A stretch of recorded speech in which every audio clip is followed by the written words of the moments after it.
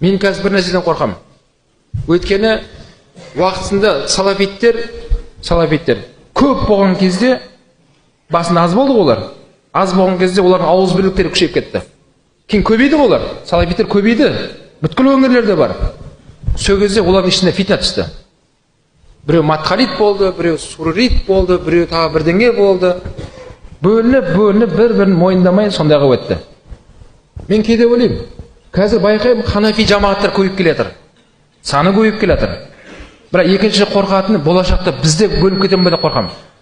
Ерсіннің жамағаты, Батыржанның жамағаты, Сансызбай ұстаздың жамағаты, Арман Қуанышбаевтың жамағаты. Анаяқта Чубақ қажының жамағаты пайда болды қазір елде.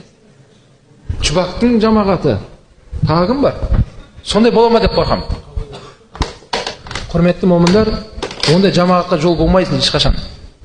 Біздің елімізде ертең қияметте сұралатын мамандар бар. Кім ол? Діннен, Құдайдың алдында кім сұралады елден? Кім? Бас муфти сұралады. Бас муфтиға Алла қуат берсін, ертең Алланың алдында Қазақстан бойынша сұралады. Дін мәселесінен.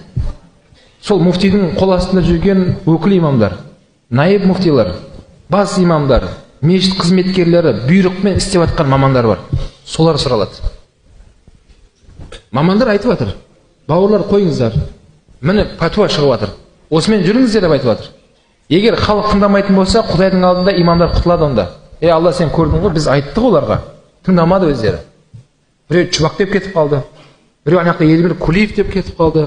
Біреу Ділмұрат деп кетіп қалды. Өздері тыңдаған жоқ. Деп имамдар құтылып кетеді. Халық жауап береді. Ал халық бір ымыраға келетін болса, онда имамдар жауап береді. Не үшін сөйтіп айтқанын, не үшін сондай деп пәтуа шығарғандар үшін. Бауырлар, дұрыс вариант басшының айтқанымен жүре салу. Бұл Құдайдың бұйрығы, бұл Пайғамбар алейхиссаламның бұйрығы. Араларынан шыққан басшыға не істеңдер деді? Бойынсыңдар. Неге айтып жатырмын? Өткен жақында ғана 22 наурызды не істедік? Тойладыңыздар ма өзі? Бір жерлерде тойланбады осы. Ханафи мазхабының ішінде фитна шықты қазір. 22 наурызды тойлауға болмайды екен. Харам екен дейді. Оны қайдан алдыңыздар десе, Чубақ қажы айтты дейді. Кім айтты дейді? Чубақ қажы. Кім ол Чубақ қажы деген? Қырғызстанның екс муфтиі. Сөйтіп патуа шығарды. Сол қалай болды деп жамағаттар, ханафи мазхабындағы жамағаттар осыны сұрақ қойды. Бауырлар, ашық айтамыз, Чубақ қажы бұл мұсылман бауырымыз. Қырғыз мемлекетінде дінге қызмет қылып жүрген азамат ретінде ол кісіні танимыз.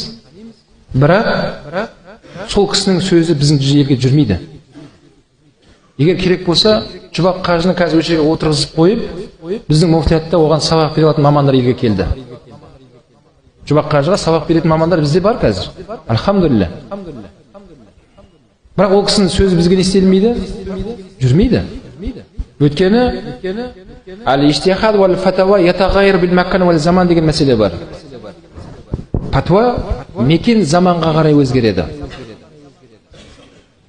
Демек, олардың мекені басқа екен, біздің мекен басқа екен. Біздің елдегі қабылданып жатқан патуа Қырғызстанға жүрмейді, Саудияға жүрмейді, Турцияға жүрмейді.